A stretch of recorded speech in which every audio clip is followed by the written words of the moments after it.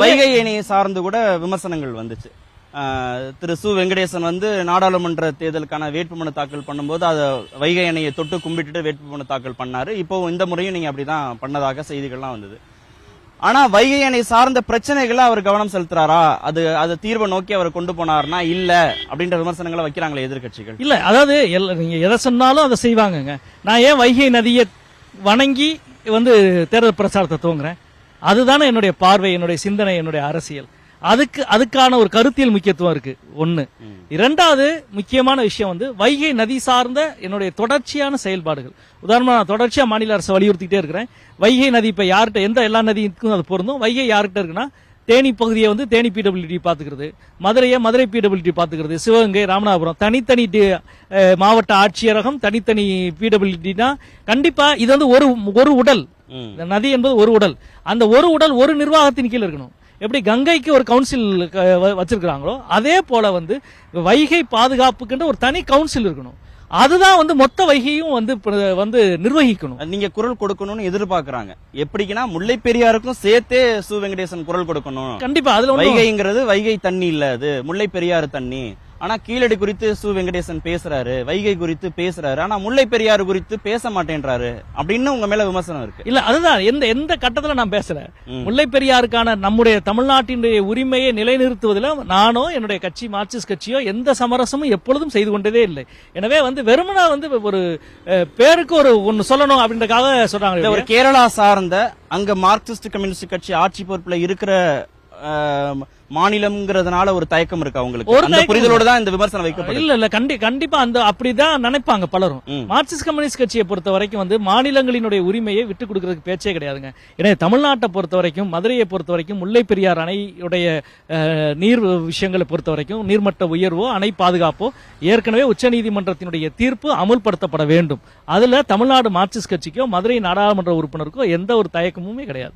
முதல் முறை நீங்க வந்து சிபிஎம் தரப்புல வேட்பாளராக நிறுத்தப்பட்ட போது கிடைத்த வரவேற்பு, எதிர்பார்ப்பு அப்படிங்கறத இப்ப நாங்க 2வது முறையாக நாங்க ஊடகங்கள்ல பார்க்கிற போது 2 விதமான எதிர்ப்புகள் அப்படின்னு ஊடகங்கள்ல செய்திகள் பதிவானது. கட்சி தலைவர்கள், மாற்றுக் கட்சி தலைவர்கள் சொன்னாங்க. ஒன்று, சொந்த கட்சிக்குள்ளேயே திரு சு வெங்கடேசனுக்கு மாற்றாக வேறு ஒருத்தர் கொடுக்கலாங்கிற எதிர்ப்புகள் வந்ததாக திரு செல்லூராஜ் பதிவு பண்ணாரு.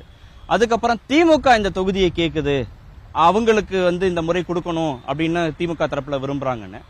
இப்போ இந்த ஓட் டிரான்ஸ்பர்ங்கிறது ரொம்ப முக்கியம் இல்லையா? ஏன்னா நீங்க நிகழ்ச்சியின் தொடக்கத்துல சொன்னீங்க நான் ரொம்ப பலத்தோட இருக்கேன், யானை பலத்தோட இருக்கேன், எனக்கு கூட்டணி கட்சிகள் இருக்கிறாங்கன்னா உங்களுக்கு இந்த முறை ஓட் டிரான்ஸ்பர் ரொம்ப முக்கியம். கட்சிக்குள்ள அதிருப்திங்கிறத புரிந்து கொள்ள முடிகிறது. ஆனா திமுகவோட ஓட் டிரான்ஸ்பர் ரொம்ப முக்கியம் இல்ல. இந்த முறை அவங்க கேட்டு கிடைக்கலங்கிறதுல போன முறை இருந்த எதிர்பார்ப்பு இந்த முறை உங்களுக்கு இருக்கா? இல்ல, 2 விஷயங்க. ஒன்னு வந்து எங்க கட்சியில சீட்டு வெங்கடேசனுக்கு வேற மாற்று கேண்டிடேட் வந்து யோசிக்கிறாங்கன்னு செல்லூராஜ் எங்க இருந்து கண்டுபிடிச்சாருன்னு எங்களுக்கு தெரியல. எங்க கட்சியை பொறுத்த வரைக்கும் சீட்டு கேட்கிற பிரச்சனையே கிடையாது. எந்த ஒருவரும் போய் வேட்புமனு தாக்கல் செய்யறது, எனக்கு சீட்டு கொடுங்கன்றது பேச்சே கிடையாது. கட்சி முடிவு செய்யும், அவ்வளவுதான். கட்சி நின்னுனா நிக்கும், நிக்காருன்னா நிக்காது. ஒரு நாடாளுமன்ற தொகுதியில மார்க்சிஸ்ட் கட்சி 2வது முறையாக ஒருவரை வேட்பாளராக நிறுத்துவதே பெரிய தகுதின்னு நான் நினைக்கிறேன். அது ஒன்றும் சாதாரண விஷயம் இல்ல.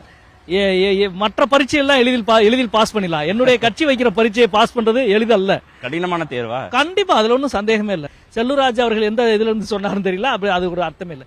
2வது திமுக தரப்புல எதிர்ப்புன்றே கிடையாது. அதாவது எந்த ஒரு கட்சியும் கருத்து கேட்டீங்கன்னா அந்த தொகுதியில தன் கட்சி நிக்கணும்னா எல்லாரும் விரும்புவாங்க. கூட்டணி கட்சி கொடுங்கன்னு வந்து ஒரு தொண்டன் எப்படி சொல்லுவான்? ஒரு ஒன்றிய செயலாளரோ அல்லது ஒரு பொறுப்புல இருக்கிற அடிமட்ட பொறுப்பு இருக்கோ எப்படி சொல்லுவாங்க அவங்களுக்கு கொடுங்கன்னு சொல்லி? நம்ம கட்சியில இருக்கிறோம், நம்ம கட்சி நிக்கணும் தான் இயல்பான ஆசை இருக்கும். அந்த ஆசை தான் வெளிப்பட்டதே ஒழிய அதை தாண்டி எதுவுமே கிடையாது. என்னன்னா கூட்டணி கட்சிகளுக்கு முக்கியமான தொகுதிகள் தொடர்ந்து ஒதுக்கப்படுறதுனால அங்க திமுக வளர்றதுல சிக்கல் இருக்குங்கிற ஒரு புரிதல் இருக்கு. அவங்களுக்கு ஒரு இயக்கமும் வருத்தமும் இருக்கு.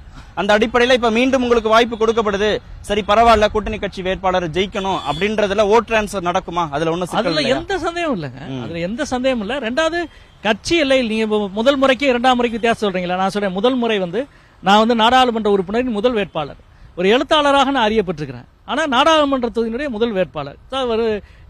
ஒரு எம்பியா எப்படி பெர்ஃபார்மன்ஸ், இவருடைய பெர்ஃபார்மன்ஸ் எப்படி இருக்கும், என்ன ஏதுன்ற எதிர்பார்ப்புலாம் இருந்தது. இப்ப வந்து இந்த கேள்வியை ஒருத்தர் கேட்டாருன்னா அவர் பக்கத்தில் இருக்கவர் பதில் சொல்லிடுவாரு. அவர் கையில இருக்கிற போன் ஊடகம், சமூக ஊடகம் அதுக்கு பதில் சொல்லிடும். எனவே வந்து இப்ப வந்து இன்னும் மகிழ்ச்சியோட இன்னும் வந்து ஒரு திருப்தியோட நாங்க இந்த தேர்தலை சந்திக்கிறோம். இந்த முறை இன்னொரு புதிய விமர்சனமும் உங்க மேல வைக்கப்பட்டது. 2019 நாடாளுமன்ற தேர்தல் சமயத்துல நீங்க தாக்கல் செய்த பிரமாண பத்திரத்துல காட்டின சொத்து மதிப்பை விட இந்த முறை 10 மடங்கு உயர்ந்திருக்கு அப்படின்னு அதிமுக பாஜக தரப்புல இருந்தெல்லாம் சமூக வலைதளங்கள்ல விமர்சனங்களை பார்க்க முடிஞ்சது. சம்பாரிச்சிட்டீங்களா 10 மடங்கு அதிகமா? அழகான கேள்வி. அந்த அவிடோட்டை வந்து அவங்கவுங்களுக்கான ஏரியால இருந்து அதை மட்டும் எடுத்துக்கிட்டாங்க. முதல் விஷயம் வந்து அந்த அவிடோட்ல என்னுடைய அசையும் சொத்து ஒரு பைசா கூட கூடல. 2019 அவிடோட்ல என்ன இருந்ததோ அதே தான் இருக்கு. வருமானம் கூடியிருக்கு. சரி, என்னுடைய வருமானம் என்ன அப்படின்னு வந்து அவிடோட்ல கொடுத்துருக்கோம். என்னுடைய வருமானம் எழுத்து சார்ந்த நூல்களுக்கான ராயல்ட்டியும் நாடாளுமன்ற உறுப்பினரின் சம்பளமும், இது மட்டும்தான் என்னுடைய வருமானம். இதுல நாடாளுமன்ற உறுப்பினருடைய சம்பளம் அப்படியே கட்சிக்கு போயிடும். எங்க கட்சியினுடைய முறை அதுதான். கட்சி என்ன கொடுக்குதோ அந்த ஊழியருடைய அலவன்ஸ் மட்டும்தான் எனக்கு. எனவே அது இல்ல. அப்படின்னா என்னுடைய வருமானம் என்ன? எழுத்து பணியில கிடைக்கும் எழுத்தும் ராயல்ட்டியும் மட்டும்தான். இந்த 5 ஆண்டுகளில் தமிழ்நாட்டில் மிக அதிகம் விற்பனையான புத்தகம் வேள்பாரியும் காவல் கோட்டமும். அநேகமாக இவ்வளவு இத்தனை 1000 புத்தகங்கள் விற்று இவ்வளவு ராயல்ட்டி இதுவரைக்கும் வேறு எழுத்தாளருக்கு போயிருக்குமான்னு எனக்கு தெரியல.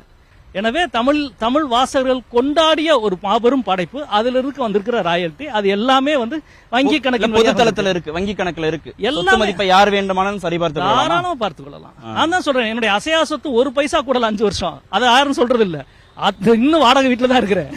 இன்னும் எனக்கு எந்த சொத்து, எனக்கு என் பேர்ல ஒரு 2 சக்கர வாகனத்தை தவிர வேறு எந்த ஒரு சொத்தும் என் பேர்லோ என் மனைவி பேர்லோ என் குழந்தைகள் பேர்லோ கிடையாது. 1.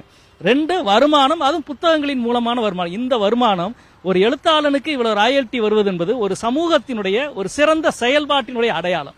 இன்னைக்கு கூட நம்ம இந்து முன்னணி வந்து ஒரு ட்வீட் போட்டிருக்காங்க, வருமான வரித்துறை சோதனை செய்யணும்னு. அப்படி ஒரு சோதனை நடந்தா தமிழ்நாட்டு வாசகர்களை கௌரவிக்கிற செயல் என்று நான் நினைக்கிறேன்.